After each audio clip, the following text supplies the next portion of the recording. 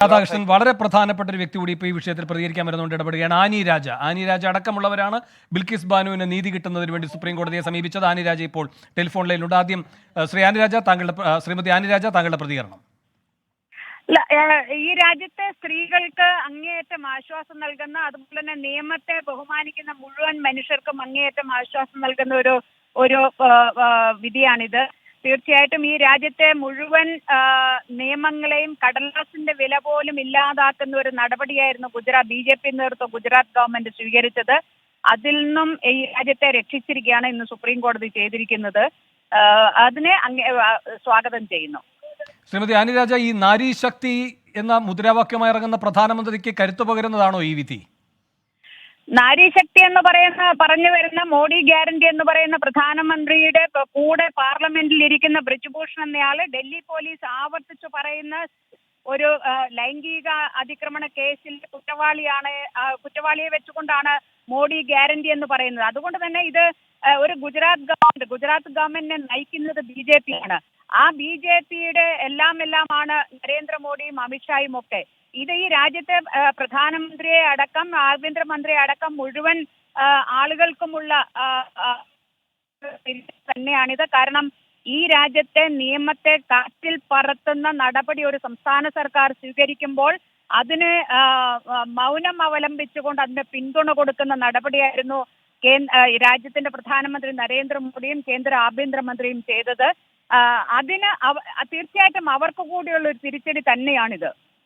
Shrimati Annie രാജ, ഈ ഭരണകൂടത്തിന്റെ കുറ്റകരമായ മൗനം, പ്രതികളെ സംരക്ഷിക്കുന്നതിന് വേണ്ടി ആദ്യഘട്ടം മുതലെടുത്ത നീക്കങ്ങൾ, ഇതെല്ലാം പുറത്തു വന്ന വിവരങ്ങളാണ് ഗുജറാത്ത് സർക്കാരുമായി ബന്ധപ്പെട്ട് ആ കാലം മുതൽ. അത് തുടർച്ചയായി 2022 ഓഗസ്റ്റ് 15 വരെ തുടരുന്നത് കണ്ടു. പിന്നെ ഈ കോടതിയിൽ ശക്തമായി പ്രതികൾക്ക് വേണ്ടി വാദിക്കുന്നതും കണ്ടതാണ്. അതിനൊക്കെയാണ് ഇപ്പോൾ ഒരു തിരിച്ചടി ഉണ്ടായിരിക്കുന്നത്. അതിൻ്റെ വഴിവെച്ചിരിക്കുന്നത് പൊതുപ്രവർത്തകർ, താങ്കളടക്കമുള്ള പൊതുപ്രവർത്തകർക്ക് ഈ വിഷയത്തിൽ ഇടപെടാൻ ഉള്ള അംഗീകാരം സുപ്രീം കോടതി വിധിന്യായത്തിലൂടെ തന്നെ ഉറപ്പാക്കുക വഴിയുമാണ്. അത് ഇനിയും ഇത്തരം കാര്യങ്ങളിൽ ഭയന്ന് ഇരകളായി കഴിയുന്നവർക്കൊരു വെളിച്ചം നൽകുന്നത് കൂടിയാകുമോ? തീർച്ചയായിട്ടും. അത് മാത്രമല്ല, നമ്മൾ കാണണം ഇതിനെ ഈ കൊടും കുറ്റവാളികളെ ജയിലിൽ നിന്ന് മോചിപ്പിച്ചതിന് ശേഷം അവർ പുറത്തേക്ക് വരുമ്പോൾ അവരെ എങ്ങനെയാണ് പുറത്തുനിന്ന് BJPയുടെയും സംഘപരിവാർ സംഘടനകളുടെയും ആളുകൾ സ്വീകരിച്ചത് എന്നുള്ളത് നമ്മൾ കണ്ടതാണ്.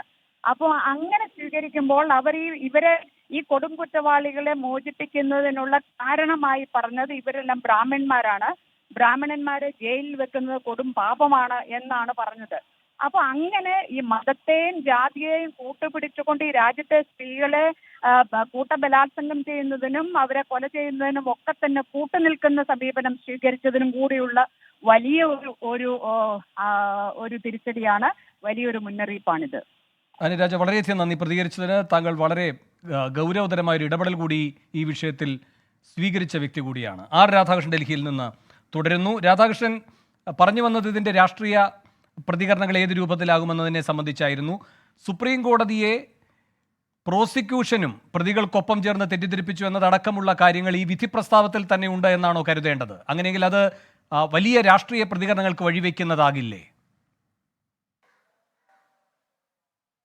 വേണു, ഏറ്റവും പ്രധാനപ്പെട്ടത് കോടതിയെ തെറ്റിദ്ധരിപ്പിക്കാൻ പ്രതികൾക്ക് വേണ്ടി ഗുജറാത്ത് സർക്കാർ പ്രതികളുമായി ഒത്തുകളിച്ചു എന്ന വിധത്തിൽ ഉള്ള പരാമർശം പോലും കോടതിയുടെ ഭാഗത്ത് നിന്ന് ഉണ്ടായിട്ടുണ്ട്. അത് ഈ വിധിയുടെ പൂർണ്ണരൂപം നമുക്ക് വരുമ്പോൾ അതിന്റെ ഗാഢത എത്രത്തോളമാണ് ആ പരാമർശത്തിന്റെ എന്ന് നമുക്ക് പറയാനായിട്ട് സാധിക്കും. ഏതായാലും കോടതി പറഞ്ഞിരിക്കുന്നത് ഈ വിഷയത്തിൽ ഗുജറാത്ത് ഹൈക്കോടതിയെ തെറ്റിദ്ധരിപ്പിക്കുന്നതിന്റെ വിധത്തിലേക്ക് കാര്യങ്ങൾ എത്തിയത് അതിന് ന്യായമായിട്ടും സംശയിക്കേണ്ടത് ഗുജറാത്ത് സർക്കാരിന്റെ ഭാഗത്ത് നിന്ന് ഉണ്ടായ മൗനമാണ്. ഏത് അധികാരം ഉപയോഗിച്ചാണ് ഇത്തരത്തിലുള്ള ഒരു റെമിഷൻ ഉത്തരവ് ഗുജറാത്ത് സർക്കാർ പ്രസിദ്ധീകരിച്ചത് എന്ന ചോദ്യമാണ് കോടതി മുന്നോട്ട് വയ്ക്കുന്നത്. കാരണം ഈ ശിക്ഷാ ഇളവ് നൽകാൻ ഉചിത അധികാരം ഈ ഗുജറാത്ത് സർക്കാരിന് ഉണ്ടായിരുന്നില്ല. അങ്ങനെയുള്ള ഒരു സാഹചര്യത്തിൽ ഗുജറാത്ത് സർക്കാർ ഈ പുറത്തിറക്കിയ ഉത്തരവ് പോലും അധികാരത്തിന്റെ ലംഘനമാണ് എന്ന രൂക്ഷമായിട്ടുള്ള വിമർശനം, ഒരുപക്ഷെ സർക്കാരുകളെ സംബന്ധിച്ച് ഏറ്റവും രൂക്ഷമായിട്ടുള്ള വിമർശനങ്ങളുടെ ഭാഗമാണ് ഈ ഇല്ലാത്ത അധികാരം ഉപയോഗിച്ചു എന്നുള്ളത്. അത് കേൾക്കുകയാണ് ഗുജറാത്ത് സർക്കാർ ഇന്ന് സുപ്രീം കോടതിയിൽ നിന്ന്. അതുകൊണ്ട് തന്നെ ഈ കേസുമായി ബന്ധപ്പെട്ട് ഉണ്ടായിരിക്കുന്ന വിമർശനങ്ങൾ